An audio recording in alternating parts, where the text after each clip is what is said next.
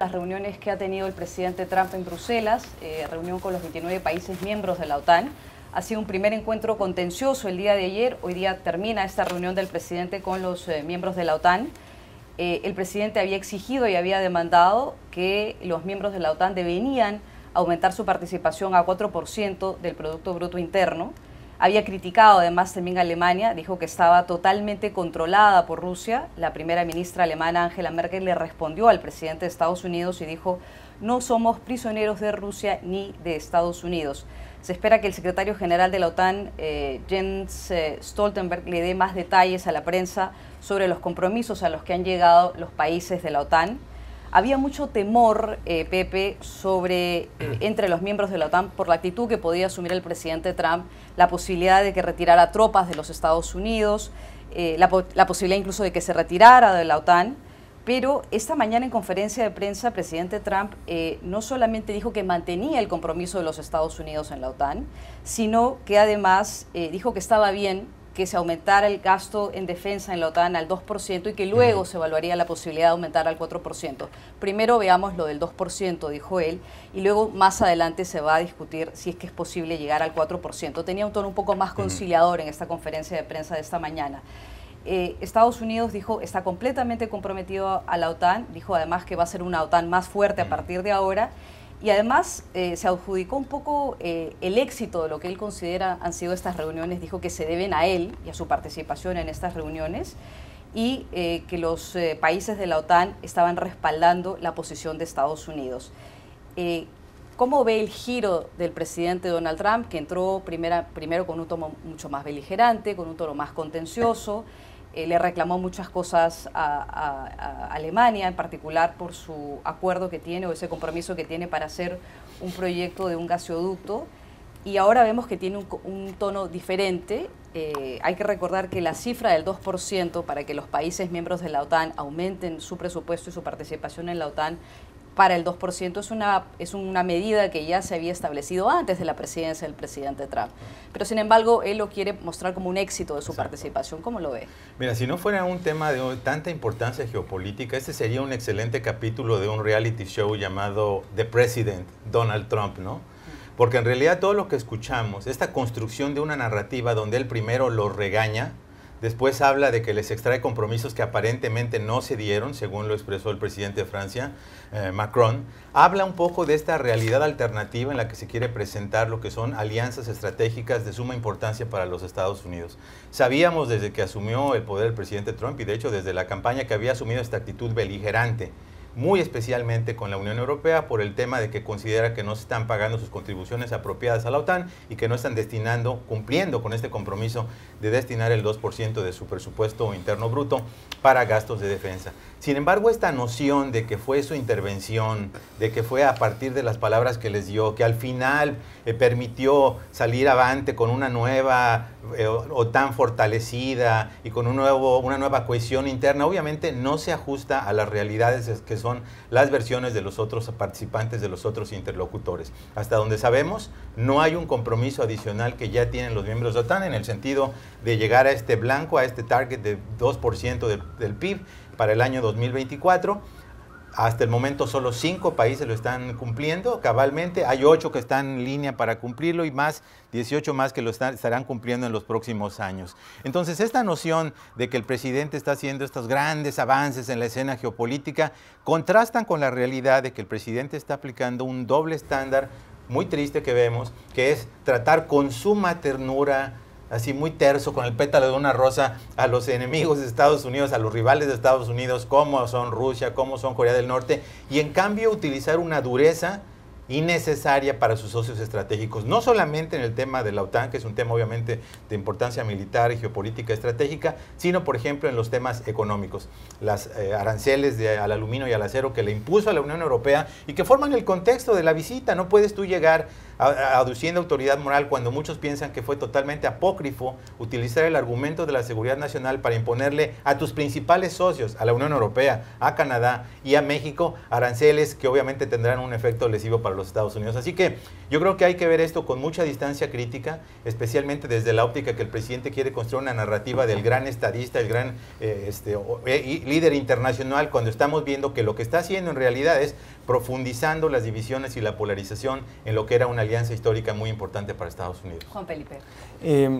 Digamos, María Luisa, aquí lo que Trump está exigiendo en cuanto a inversión en defensa de parte de los miembros de la OTAN no es particularmente radical. Digamos, el objetivo del 4% es un poco alto, pero sí tiene un punto de que solo 5 miembros han cumplido con la meta del 2%. Y esto es algo que pudo haber dicho Grecia, pudo haber dicho el Reino Unido, pudo haber dicho Latvia, otros de los países que cumplen con esa meta, pero en general, digamos, yo creo que es importante ver más allá del ruido, más allá de los tweets, más allá de lo noticioso y ver la sustancia. Y comparando esta cumbre con la del año pasado, el debate era sobre si Trump se iba a comprometer al artículo 5 de la OTAN, que es el artículo de la defensa colectiva, que es digamos, como que la razón de ser de la OTAN, y hoy estamos discutiendo los pormenores de una inversión y de una política. Entonces, comparando cómo estábamos hace un año, cómo estamos hoy, yo creo que definitivamente hay menos incertidumbre. Pero incluso se me hace importante resaltar un mensaje que, digamos, en esta época de incertidumbre, de si se queda en la OTAN, no se queda en la OTAN, hay que resaltar por qué existe la OTAN y por qué es tan importante. Que es, digamos, está comprobado en el orden mundial, los últimos 50 años, el mundo es más seguro, más pacífico, más resistente cuando hay una alianza de países que comparten valores, comparten principios. En este caso esos principios son la libertad, la democracia y la prosperidad compartida, el énfasis del colectivo sobre el individuo, y eso es de suma importancia preservarlo. Y definitivamente, digamos, como la retórica un poco beligerante del presidente Trump no ayuda a preservar la unidad, pero aún así hemos visto que, aunque hayan desacuerdos dentro de la OTAN, es una alianza que sigue siendo fuerte y va a seguir perdurando. Pablo, con relación a Alemania, siguiendo un poco en la línea de lo que decía Juan Felipe, el presidente dijo que es su gran aliada, que se lleva y tiene una relación magnífica con Angela Merkel, pero unas horas antes había criticado en términos muy duros a Alemania, había dicho, como dije al inicio del programa, que Alemania estaba totalmente controlada por Rusia, y la canciller Merkel le respondió de manera muy enfática: yo he vivido personalmente que una parte de Alemania fuera controlada por la Unión Soviética y estoy muy agradecida que ahora estemos unidos en la Unión, en la República Federal. Por eso podemos decir que hacemos nuestras propias políticas de manera independiente. ¿Por qué el presidente Trump se gasta términos tan duros con la canciller Angela Merkel? ¿En qué se beneficia Estados Unidos y el presidente Trump en ese sentido? En nada, no se beneficia absolutamente en nada. De hecho, Trump está haciendo un trabajo extraordinario para favorecer, digamos, lo que surgir del nacionalismo en Alemania y en otras partes del mundo. En ese sentido, de nuevo hay que felicitarle. Trump es una persona que solamente funciona con 2 parámetros: la adulación y las amenazas. Entonces, bueno, pues, Angela Merkel es bastante la antítesis de Trump. Hay que tener en cuenta que Angela Merkel, que es doctora en física o en química, es capaz de estar sentada durante 15 minutos leyendo una serie de cosas que Donald Trump no es capaz, según sus propios colaboradores. Hay que tener en cuenta que en las reuniones de la OTAN se han acortado los tiempos de intervención, se han acortado las reuniones porque Trump no puede estar sentado más de 15 minutos y no puede estar escuchando durante más de 15 minutos. Entonces, bueno, cuando eres presidente de Estados Unidos, eso conlleva alguna serie de problemas. Y eso ha quedado de manifiesto en esta cumbre, donde, como comentaba José, ha sido fundamentalmente, pues, un ejemplo fantástico de reality show. Es decir, en primer lugar, hay que aclarar una cosa: la OTAN no tiene un compromiso para que sus países gasten un 2% del PIB en defensa. Es un compromiso que no es obligatorio, es voluntario. En segundo lugar, el presupuesto de la OTAN son 2.500 millones de dólares y Estados Unidos paga el 22%. Estados Unidos no paga casi nada a la OTAN.